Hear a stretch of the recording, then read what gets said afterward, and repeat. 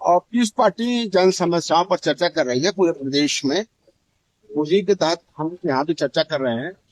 आज देश और प्रदेश की जो हालात में जो समस्याएं हैं उसके बारे में हम सभी बात कर रहे हैं और ये भी बात कर रहे हैं कि समाज को किस दिशा में जाना चाहिए और कैसे काम करना चाहिए। इसी की तैयारी में हम लोग पूरे प्रदेश में है और इसके साथ 2027 की भी तैयारी हम लोग करें। 2027 से पहले घोसी में भी एक उपचुनाव होना है, तो उसके लिए पीस पार्टी का क्या स्टैंड होगा? पीस पार्टी इंशाल्लाह चुनाव लड़ेगी। पीस पार्टी तो क्या अकेले चुनाव लड़ेगी या किसी और दल के साथ वो गठबंधन करेगी या साथ जाएगी? गठबंधन कर नहीं है, अभी तक पीस पार्टी चुनाव के लिए लड़ेगी। जी, आपने कहा कि अपने बातों के दौरान कि योगी और मोदी मुसलमानों के दुश्मन नहीं है, जबकि लगातार देखा जाता है कि मुसलमानों पे, जैसे आपने कहा कि बुलडोजर चला दिया जाएगा, मस्जिदों को गिरा दिया जाएगा। फिर एक तरफ वो दुश्मन नहीं है, दूसरी तरफ आपने कहा कि बुलडोजर लगा करके मस्जिदों को गिराने का काम किया जा रहा है। भाई, बुलडोजर चलाने का उनका मकसद मुसलमान को नहीं है, क्योंकि करोड़ों मस्जिदें हैं, 150 गिर जाएंगे कोई फर्क नहीं पड़ता है। इसका 1000 मस्जिदें तो रोज हर महीने में हर साल बनती रहती है पूरे देश में।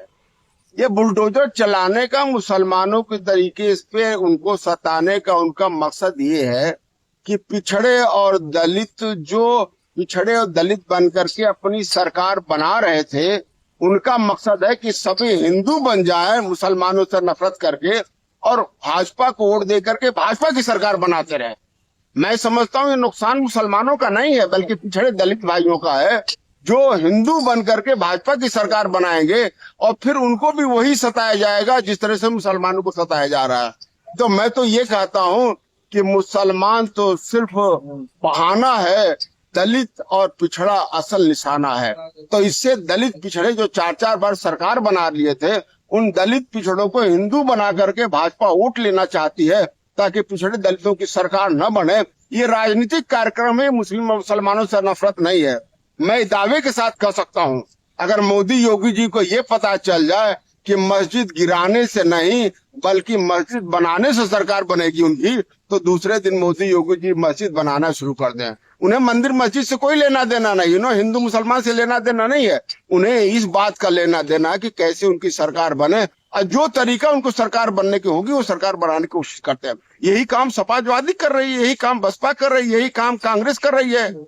सभी लोग आप संविधान की बात करते हैं, संविधान की सुरक्षा की बात करते हैं, मगर मुसलमानों के साथ सीए में बदलाव हुआ, दलित मुसलमानों को आरक्षण नहीं मिलता है, उसके बारे में कोई बात नहीं करता। जो संविधान का बदलाव हो रहा है, तो सभी लोग अपनी राजनीतिक हित के लिए सारे काम कर रहे हैं। किसी को न तो मुसलमान से नफरत है और न कोई मुसलमान का दोस्त है, न कोई मुसलमान का दुश्मन है। अगर भाजपा को ये लगेगा कि पीस पार्टी से गठबंधन करके भाजपा की सरकार बनेगी तो पीस पार्टी से गठबंधन करेंगे। अगर समाजवादी पार्टी को लगता है पीस पार्टी गठबंधन कोई फायदा नहीं है तो पीस पार्टी से गठबंधन नहीं कर रही है।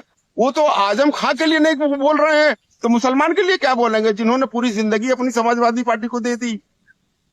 तो क्या माना जाए कि पीस पार्टी का कुछ बातचीत चल रही है? जैसे आपने कहा कि अगर बीजेपी गठबंधन करती है तो उससे फायदा होगा, तो आने वाले दिनों में पीस पार्टी क्या गठबंधन करेगी अगर बीजेपी से ऑफर आए तो? मैंने ये नहीं कहा। अगर ऑफर आता है, मैंने ये नहीं कहा आपसे। मैंने तो ये कहा कि मुसलमानों को हुकूमत में लाने के लिए हम किसी से गठबंधन करेंगे, उन पर जुल्म खत्म करने के लिए हम कुछ भी करेंगे। यानी कि आप बीजेपी के साथ भी जा सकते हैं अगर कभी मौका मिला तो? बीजेपी हमें प्रधानमंत्री और मुख्यमंत्री बनाएगी मुसलमानों को, तो बिल्कुल करेंगे, क्यों नहीं करेंगे, है नहीं।